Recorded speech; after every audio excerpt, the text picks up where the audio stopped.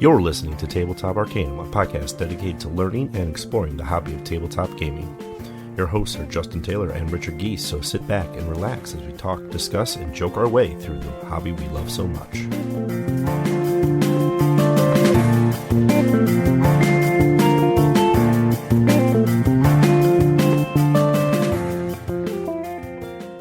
The city screams in terror. The village is under attack. Dracula, the mummy, Frankenstein's monster, his bride, and more are on the rampage, and your team of heroes must defeat them. Each monster offers an entirely unique challenge, and players can adjust the difficulty by playing against a new group of adversaries every game. Overcome them all before the horror overwhelms you. Welcome to Tabletop Arcanum. We're your hosts, Justin and Ricky, and that's right, today we are talking about Horrified. Put up by Ravensburger Games. Designed by Prospero Hall. Jinx, but that's okay. Yeah, no, so we're actually, before we jump into anything, we did want to talk about a few things. We are going to be restructuring A little bit.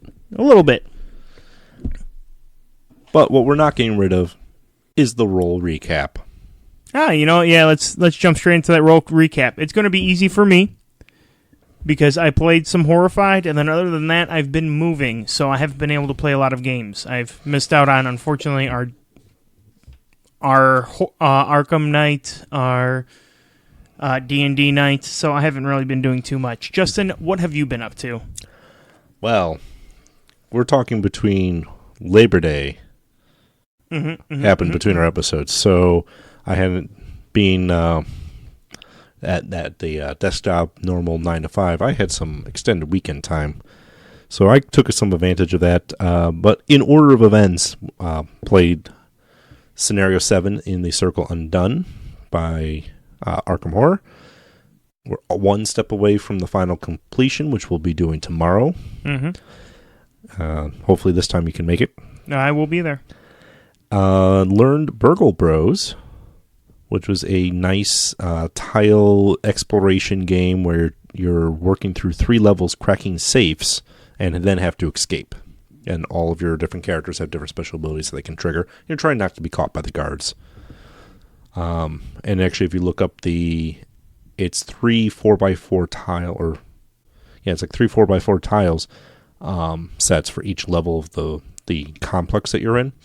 But some people have been cleverly creating 3D printed versions of it where it is 3 physical levels and they're tiered. That's very cool. But it does take a lot of printing and a lot of EL wire work and things like that, because you want lights between the levels, because otherwise you can't see through and see what the tiles do. But played the regular version of it. It was a lot of fun. And I believe the Kickstarter for Burgle Bros 2 just finished too. So good stuff there. Played some Final Hour. Ran through a couple friends with that one just to see how they'd like it. Then Labor Day came, and I started the morning off with a solo Sentinels of the Multiverse, and then went to a buddy's house and played the entire Rise of Fenris campaign for Scythe. Start to finish. We did 3 episodes that night, and then we met back up in the morning and finished the other 5. So 8 games of Scythe, pretty much back to back, with a sleeping break after episode 3, which had a lot of unlocks and like a big, climactic cliffhanger moment. So we figured it was a good time to call it there. Did do almost a tweet by tweet for the game on my personal Twitter, which I shared to the Tabletop Arcanum Twitter. So that follow that through at Sid Pikes for myself, or at Tabletop Arcanum for the podcast itself. Played. Then I started diving into Horrified and playing Sentinels of the Multiverse still. So started playing Horrified, played some solo, played with friends, played multiplayer solo, so I can see how the game twisted between 1 hero versus 2 versus 3 versus 4 versus 5. So I probably put maybe a dozen plays or more of Horrified, because it's not a long game, which allowed me to get a lot more reps into it. Then introduced some people to the Arkham Horror 3rd Edition, with the other new scenario for the Dead of Night expansion that is still yet to come out. It was going well until it wasn't, which is pretty much every Arkham Horror game I play. Also, I got my copy of Dune from Gale Force 9, so busted that out with a couple friends to kind of have a very rough first game to figure out the rules, get the basic core mechanics down, because it is once you learn it, not very complicated, but there's a lot of small rules that are easily overlooked because the manual isn't very well laid out. And then finally, played some Subterra and Journeys in Middle-earth. So it's been a lot of gaming in the last couple weeks here. Free time well spent. Oh, yeah. Very much so.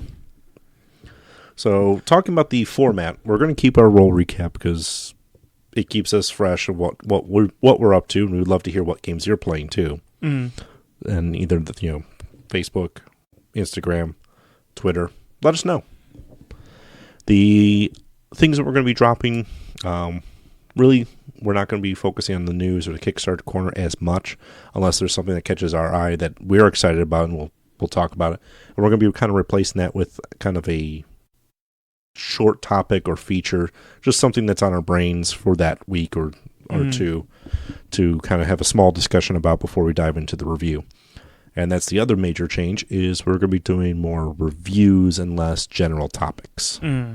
So the plan is to do a review every episode. So every 2 weeks we'll have a new review out, probably mixing it up between some new stuff that's fresh out, so we hit the cult of the new, but then also look back at some of the classic games that have been out since we've been started, because we're barely not even a year old yet. So, and there's tons of games that have come out in the past year that we just haven't had the time to talk about. Yeah, exactly. So, that all being said, one of the other things that we want to do with that is possibly splice in bonus episodes in between the reviews for things like talking about GenCon or talking about our Arkham Nights. So these little side events that we do, keep trying to do the main review episode, but also supplement that and do a little bit more. So these are some of the changes that we have coming up. If you have anything to say about them, like, please don't take my news away, this is how I learn about games, tell us. Because you listen, we just talk.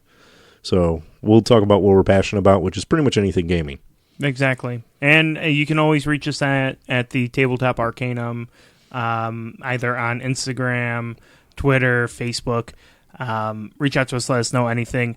And follow us anyways, because we will be posting news on there. What we're doing. Yeah, exactly. Like my game-by-game tweet, which is spoiler-free, so don't worry about looking at it. And if you haven't played Rise of Fenris, all the pictures I posted are like start of game, no new components are visible, so that it's still safe to see.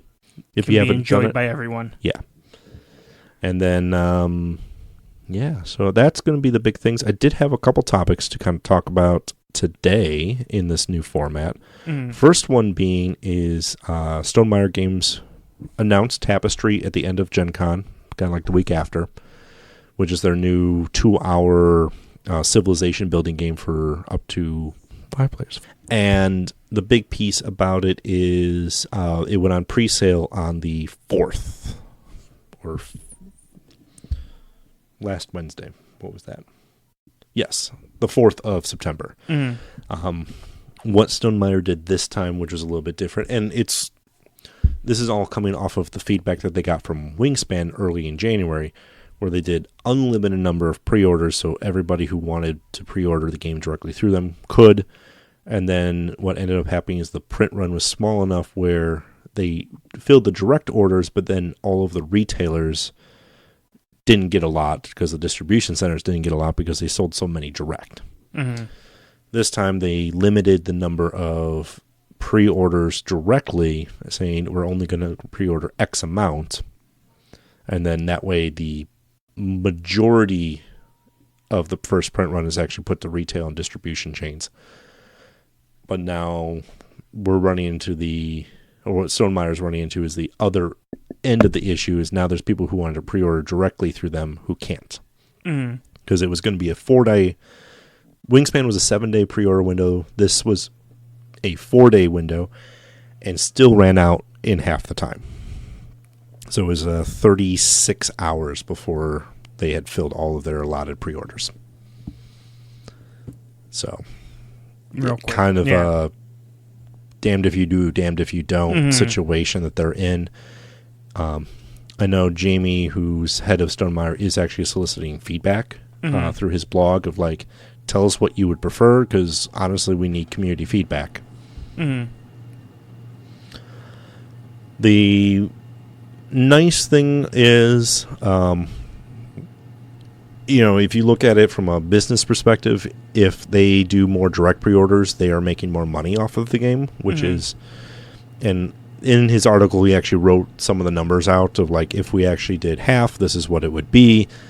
And it's a significant, like, not just a few thousand, like more like $60,000 to $80,000 difference. It's a huge chunk of money. Because if they sell the game to a distributor, they're selling the game at $40 versus getting the full pre-order was $80. The full game's actually going to be $90. So, like, there's a huge chunk of money on the table that they could feasibly grab, but they're also trying to make sure it's fair and that nobody's hurt by this process. Yeah. Which is admirable to say, yes, that's a great idea. I just don't think it's a winning situation. This is like a Kobayashi Maru of board game publishing. Yeah. You're not going to make the direct customers happy at the same time making distribution and retail happy. Yeah. So, thoughts?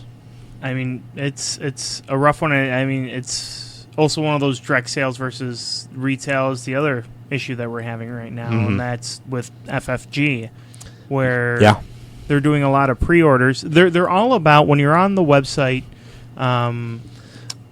it's a mixed messaging. Yeah, they tell you to go to your friendly local gaming store to pick up their new products, but a lot of the times they will have their exclusives if you buy them through their website. Right. So this has been a thing Fantasy Flight's been doing this year, primarily.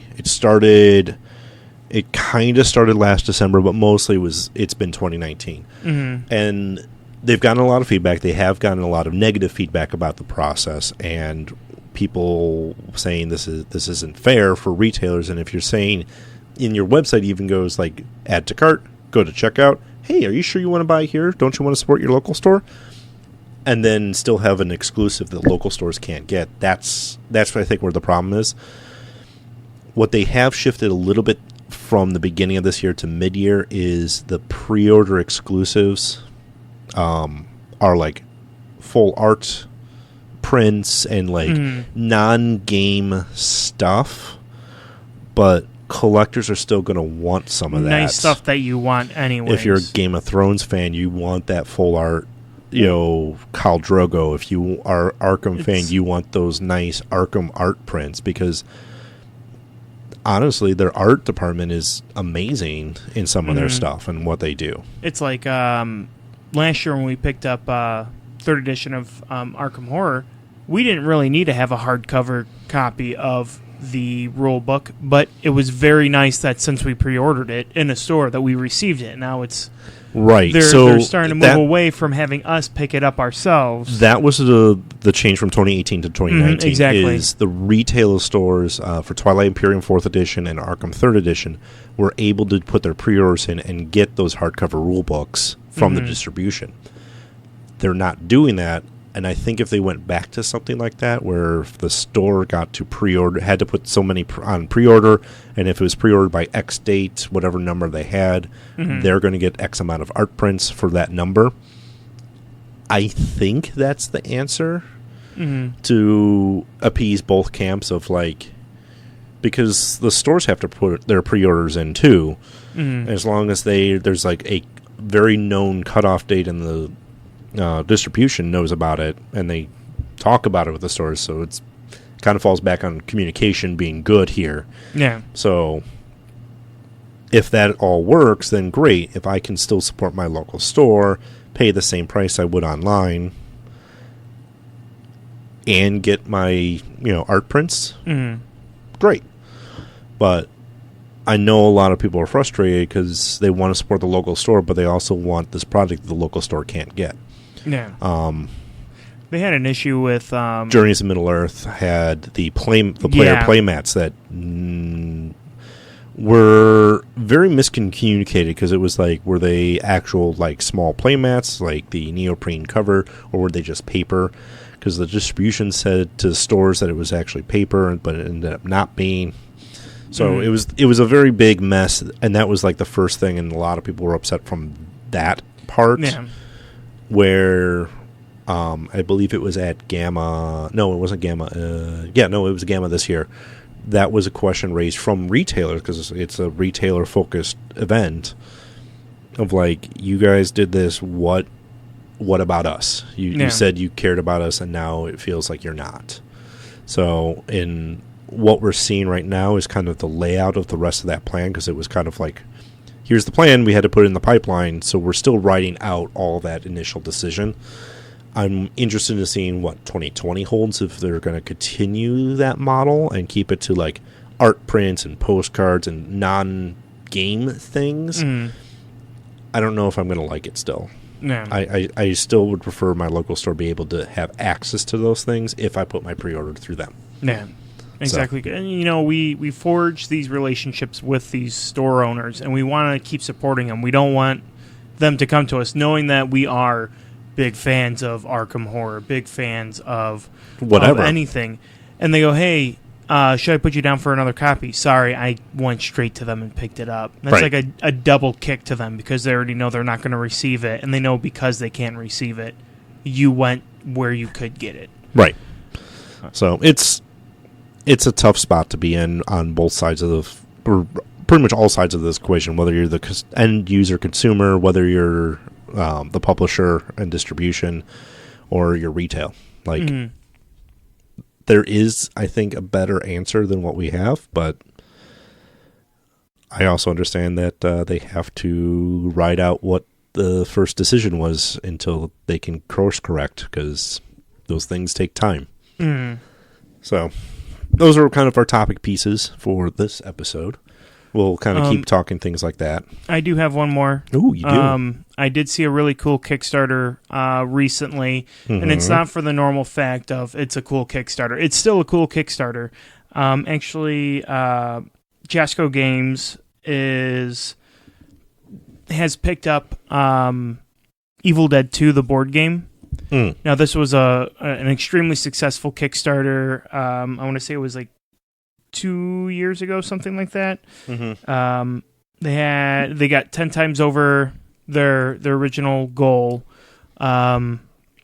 Space Goat Productions had put up this game. Looks beautiful, fantastic minis, and then just never delivered.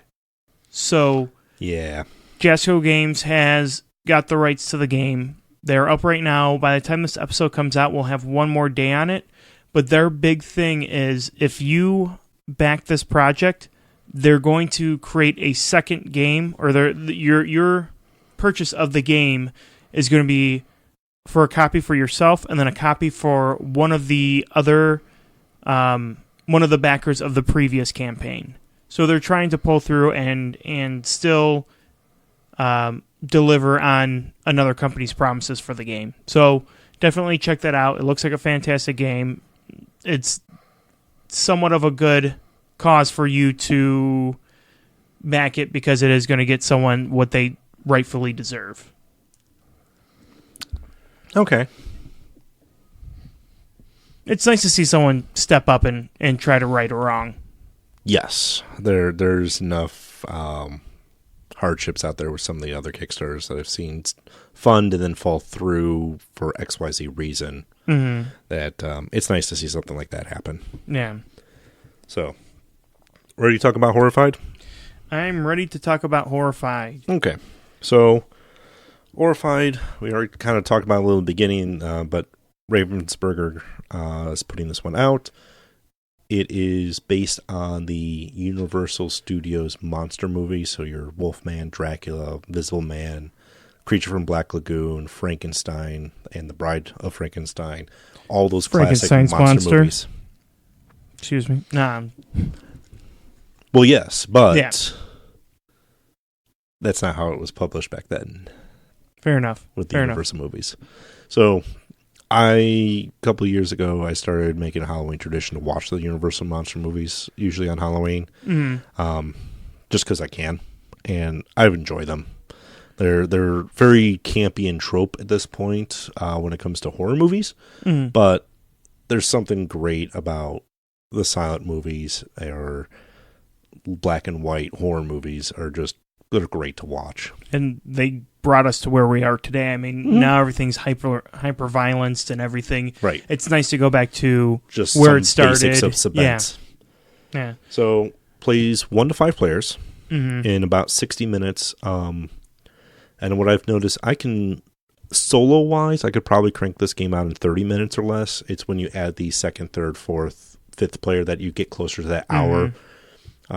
Same thing when you add more monsters to your mix. That'll extend your gameplay a little bit too. But it does play fast, and that hour is about right. It's a fun co-op game. It's so you work with everyone to fight against the Universal monsters. You can add as many monsters as you want to increase the difficulty, and it's a very easy to jump into game. There's not too much that's complex about it. Right. So that's kind of our overview. Let's dive into first impressions. So I really dig the art on this, but you have a big gripe with the box already. And I didn't even think about this until you pointed it out and then looked at it and thought that it was going to be a real issue.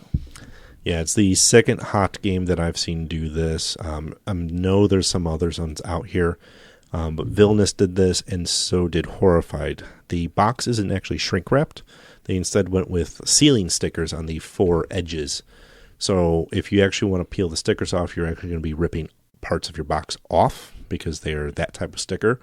The best solution is actually just to take a knife or letter opener and slice very carefully along the edges to open the box up. So it is the first impression of that's what you went with sealing it. Yeah, I'm not a fan. I know I get companies wanting to cut down on shrink wrap and wasteful plastics, but I don't think this is the solution I'd go with. Yeah.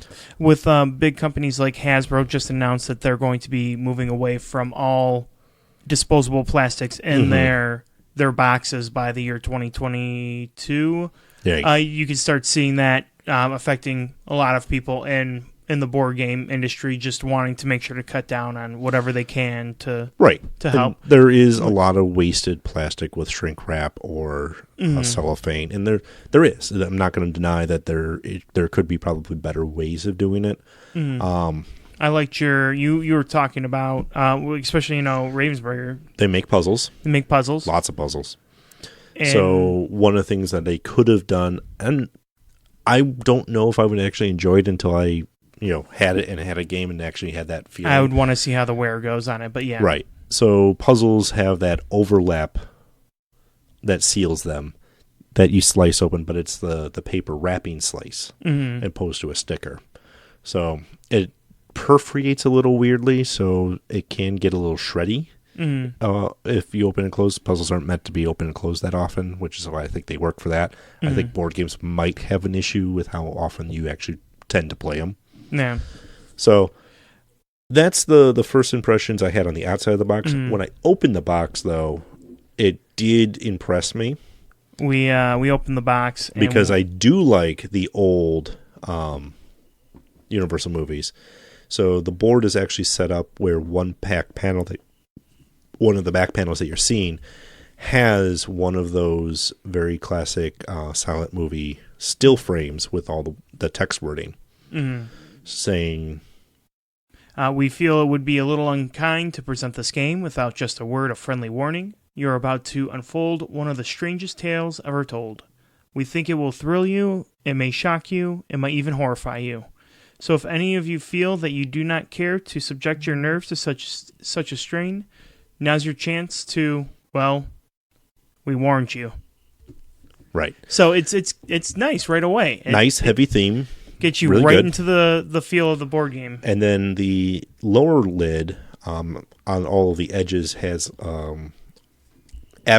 advertisements / kind of like, it's the creature from Black Lagoon, it's Dracula.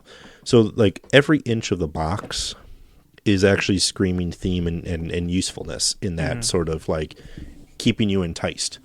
The components themselves are very nice. Good heavy stock cardboard for the player hero pieces. The token bag is actually a nice durable sack that you're going to be drawing out of that doesn't seem like it's going to fray after 6 games. Because I definitely played more than 6, and you played more than 6, so it's still holding up very strong. Yeah. And then the item tokens that you draw from it are actually like a thick cardstock cardboard too. So component-wise, it's very nice. The monsters themselves are plastic sculpts. We did have this discussion about... We had the discussion. The Invisible Man is not invisible. It's like a dark blue. In the original... as the regular version, they did have the promo at GenCon that you ended up with, which is a clear version of the plastic Invisible Man, which I'm wondering how the cost was to see if it's neat to do as a promo, but probably main production was not cost effective enough for them. Could be. I don't know. Could be a second thought, oh, you know what? That would have been really cool. All right. Make a bunch of them. We have the mold. Whoops. Yeah. Let's make a promo out of it. But I like it. Oops, all invisible men. Oops, all invisible men. All invisible Draculas. Whoa. Oh no. But I do like even the monster cards are super cool. They're all individualized. They all have a little extra flavor to them. Right. So there's a lot of good components to this game. The tile overlays for the different monsters, because like Dracula, you have to find his coffins. The coffins get placed on the board, and they're again that nice heavy cardstock and cardboard. The one thing that seemed to be a little both nice and a little extra is some of the monsters will have overlays for different locations on the board, which ultimately all they're really doing is telling you what special action you can take there that is related to that said monster. So if you're facing the Invisible Man, you have to take things to the precinct, and then you put a precinct overlay on the board that says, hey, as an action, you can do this thing, which is also on the Invisible Man's card. So you get it in 2 places. I don't think it's necessarily as needed to have as overlays, but it does lend to...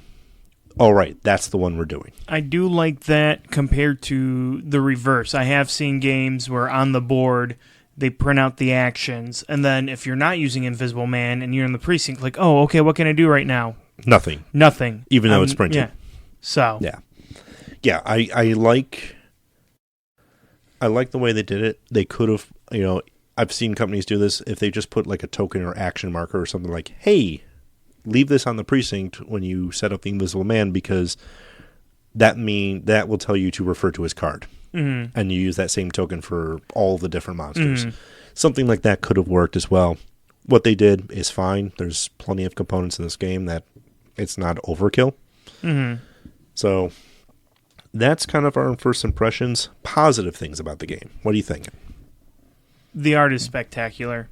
I thoroughly enjoy pretty much anything that's on here. It does have a old movie poster feel to everything. Very bright, vibrant, almost campy, but still a lot of fun. The other thing I did like is this is a good... it's an easy game. It's a game that you can get done within that hour. So if you want to play a game with friends, you don't want to spend 3 hours to figure out whether or not you messed everything up in the first hour. It's something good to jump into. What are your feelings, Justin? So positive things I do like is it's pretty fast to set up. It's pretty fast to play. The turns and the actions are pretty straightforward, depending on which hero you're playing. As almost everyone has a special ability. I found it very pandemic in that sense, where you get 3 to 5 actions depending on who you are, and then you have a special ability that can trigger as well. And here's a list of things that you get to do. Pretty much everything you do is an action. It's just, are you moving? Are you picking up stuff? Are you using stuff? It's all very intuitive if you've played any sort of action usage economy before. So I do enjoy it for those aspects and keeping it light and simple. The cards are, for everything being like heavy cardboard, the actual cards for the monster actions and the boons you get from helping villagers out are a little on the thin side. Like, for some reason, like, everything else feels like this great component, and then the decks of cards just feel a little weird. I'm not sure where that came from. Yeah. I mean, it feels thinner than like a normal set of playing cards. Right. If it was like a playing card size laminate, I think it would have been a little bit nicer. But the component quality is something I do enjoy, with that one mild exception. So everything else looks beautiful. I love the tokens. I love everything in there. The sculpts are great. The sculpts are good. If we had hero sculpts, I think that would have been another bonus, but I can see definitely for cost effectiveness, because the game does clock in at $34.99. So for hitting that price point, you got a lot of nice stuff in a box. A lot of premium for not a lot of cost. Right. You're not paying premium dollar for what are personally good components. So I'm really happy to see some of that. Let's get to some of the not so great things about Horrified. I know your feelings on this. I know, but I want you to have your piece before I go into it. Yeah. So the one downside is it is a little... If you play it as it intends, it's a lot more of an interesting game. If you really play it and look at how to win or beat this as quick as possible, you can completely ignore different components of the game and be able to move through it real quick. Right. So villagers will randomly pop up and monsters will target them if they're the nearest. And the terror level goes up if they get eaten, is how I kind of phrase it. Attacked, devoured, whatever. And that track only goes so far until you lose. Fine. But you can ignore them. And as long as you're dealing with the monsters in another way, like, oh, I'm closer, so they're just going to come to me instead, or I have this card that allows me to move them, you can ignore the villagers. And as long as you're still working towards your goal, it's a viable strategy. Yeah. Which definitely takes away from the city's terrified feeling. Yeah. It just turns into, okay, just move, done. Right. So anything else? I know you had some strong feelings. I thoroughly enjoyed this game. We'll get to final thoughts. Yeah, but no, I know. My cons on this game come down to is I believe this game is coming from the cult of the new and is being overhyped and over excited about, but doesn't deliver in the gameplay. The components are great, but gameplay is lackluster. I don't feel challenged unless I was playing with 4 monsters, which is supposedly expert mode.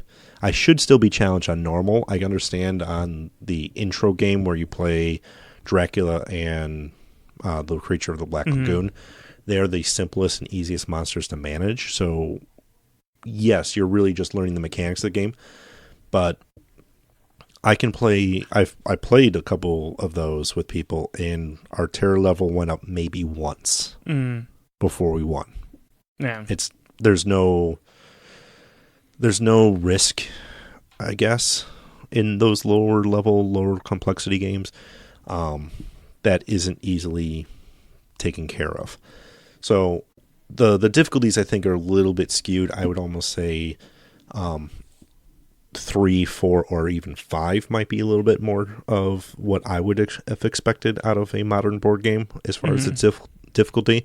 Not necessarily in the complexity, because I like the different complexities of the monsters, because some of them, like Dracula's pretty simple. He has 4 coffins, you have to destroy the coffins, and then you go beat them up. Whereas the Mummy has like this slide puzzle scarab thing that you're doing on a sideboard that you have to solve, and he starts flipping things face down and making it harder as time goes on before you can defeat him. And that's a little bit more challenging, a little bit more complex. So I like the complexity that they have pretty complex monsters and not so complex monsters. And I think that is where the difficulty should have been more focused, opposed to the actions and how many monsters you use. It doesn't feel like it's fast-paced enough where they're throwing those villagers out there real quick. No. That it made it more of a, should I really work on this right now, or should I work on getting them out of there? Part of the problem with that, and I can kind of point to this in this one, is the enemy event deck. You always use all of the cards, even if you're not using those monsters, because it spawns X amount of items, which is like 0 to 3, so that's kind of a randomizer, and that's pretty good, because you need items to survive and do stuff. You also get maybe an event. Some of them are generic villager shows up here, but sometimes it's, oh, Dracula does this. If you don't have Dracula on the board, then you have no event. I think one of two solutions could have come from this. Either as part of building the monster, they each have their own little, maybe 10 cards that you shuffle in. Like each monster gets its own little mini deck that gets mixed in with the generics to customize that deck a little bit towards what you're actually playing. Or, and hear me out, with the Dracula event, if you don't have Dracula, a secondary event happens instead. Like, okay, if Dracula does this. If not Dracula, Villager appears instead. Well, it's also like the movement at the bottom. The so movement not even balances that out a little bit, but not. But there are all so the many time. times that when you play that you pull a card, and I just picked up a bunch of cards out of it, and the top 7 Dracula wouldn't have moved at all. Would have the Frenzy of Monster moved? That's true. Right. So the one mechanic I do enjoy is because on the bottom it says this monster activates. But usually most of them will include the quote-unquote Frenzy monster. So there's one monster that I consider is super mad or frenzied. And then they have a little fire icon that you put on them.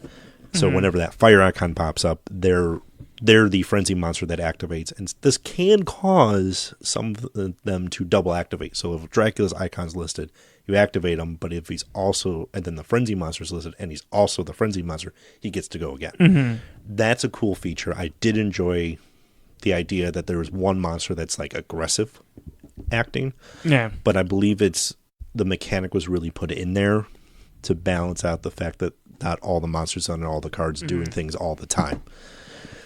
So that's my gripe on this game, is like as nice and fast paced and easy as light as it is, it's almost too light for your heavier gamers. It's a little bit on the, I think this is a perfect time to switch into recommendations. This is a game that was great for your non-gamers that are a fan of horror movies but aren't really into gaming yet, and is a good action-based gateway game that isn't quite pandemic level of like you get screwed by the game, but is definitely on the lighter side. The downside to that is things like Pandemic or Seven Wonders or Lords of Waterdeep, which I do enjoy as gateway games. As a heavier gamer, I still enjoy those games, and I can still find challenge in those games. I don't think this offers that. It's good for novices to get into, but if you're playing a novice game with people and you want to water it down, you as a heavier gamer are not going to be as challenged by it, and that's going to luckily only last 60 minutes. If that, yeah. If that. So it's kind of a pro and a con, but I would recommend this for your lighter board gamers, trying to get someone into it, like a spouse or significant other. But I definitely would advise, if you're into heavier games, more complex games, I'd pass on it for that reason. I would suggest this for, I know it's ages 10 and up. It is a good game to play with the family. If you want to play with some kids, like I'm going to play this with my niece and my nephew, they would get a real kick out of it. Because it's not that my niece and my nephew still want to play Arkham Horror and the LCG with me. But that's a little bit beyond that. Yeah, still. I'm not going to... My nephew's 8. I mean, he's bright for an 8-year-old, but he's not Arkham Horror bright for an 8-year-old. Right. That is going to be something that once he can finally fully read something and comprehend exactly what that means, then yeah, we'll sit down and play it. But I would definitely play this game with him because it's... The most wordy thing you have to do is read a card. And even that, not really. Yeah. It just says Dracula moves to a crypt. Right. Place Maria at the barn. Like it's a very quick sentence or two. Yeah. I would suggest this again, like you said, gateway for people who are looking for simplistic games just to quickly play. I know this is a game that I will be playing with my girlfriend on several occasions because she likes cooperative games. She likes games that aren't too overly complicated. Right. So she would probably really enjoy this game. This reminds me of like the first 3 levels of Harry Potter. When you add that 4th monster is when it gets to like the 5th or 6th or 7th stage of Harry Potter. Yeah, that's why someone like her would be very good on this. But someone like me, like I slogged through those first 3 books in the Harry Potter. But she would really like this game because it is that game that you can start off really easy, get her in the swing of things, getting her comfortable with it, and then slowly build that difficulty. So when we play in the future, when we sit down, it's kind of like we play Harry Potter now. When we used to start playing that game, or when we started playing that game, it was always, we're starting a new night, we're starting with book 1. Right. Now when me and her play, we're jumping straight to book 5 or book 6 because she really wants to play the game. Right. It's a game that she's going to start off with just the Dracula and creature. Yeah, and play it a few times, get used to it, and then say, you know what, let's add a 3rd monster. Yeah. So, Horrified has a place in some people's collections or some people's gifts. I think if you're trying to, someone who likes horror movies or likes the genre, and you want to give them a board game as a gift, and they're not really big gamers, this is a gift giving opportunity. It doesn't have a home in my collection, though. It has a home in my collection. I'm gonna still play the hell out of this game. It may not be the first game I pull out, but if I'm having a casual night with some friends, and that's the other thing between me and you. Whereas the majority of your friends are heavy board gamers. The majority of my friends are heavy either video game players or horror movie fanatics, or they're not the ones that are used to sitting down and playing Twilight Imperium. They're not used to playing anything. Like I said, it has a place. Yeah. Not in my house. Yeah. My house, fine. I did send a copy of this to one of my coworkers all the way out in San Diego because she's a huge horror movie fan, and I know she's going to have a blast with it. So, that's final thoughts. So, next episode we'll be jumping in and doing a kind of I feel like an overdue review of the Arkham Horror LCG for us. Oh, yes, sir. I've been playing it since 2016 when it first dropped, and you've been playing a little bit less than that. I would say just a little over a year if we count that. You're floating about a year. Yeah. So, because you dived in slightly right after last GenCon, which is about where we are now. So, yeah, you've probably got a year on it. And we talked about your addiction game of Harry Potter. It's my turn. Yeah. There you go. So next time with some Arkham Horror LCG discussion.